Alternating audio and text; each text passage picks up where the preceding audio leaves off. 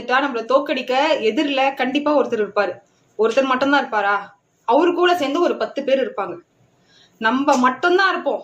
ஆனா அவங்க மொத்தம் 11 பேர் இருப்பாங்க. சரி, அவங்க எப்படி நம்மள ஜெயிக்கிறாங்க? போலிங் போடுறவரால நம்ம தோத்து போயிடுவோமா? இல்ல. ஃபீல்டிங் பண்றவரால நம்ம தோத்து போவோமா? இல்ல. நம்ம கூடவே ரன்னர்னு ஒருத்தர் இருப்பாங்க பாருங்க, வர மாதிரி வந்துட்டு ஓடிடுவாரு, நம்ம அவுட் ஆயிடுவோம். அதனாலதான் நான் சொல்றேன், எதிரிகள் மட்டும் இல்ல, துரோகிகள் கூட நம்ம ரொம்ப ஜாக்கிரதையா இருக்க வேணும். சரி, அதெல்லாம் விட்டுருங்க.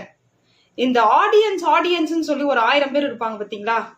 அவங்க 4 அடிச்சாலும் ஓன்னு கத்துவாங்க, 6 அடிச்சாலும் ஓன்னு கத்துவாங்க, அவுட் ஆனாலும் ஓன்னு கத்துவாங்க. இதுல உங்களுக்கு என்ன சொல்லி தருது கிரிக்கெட்?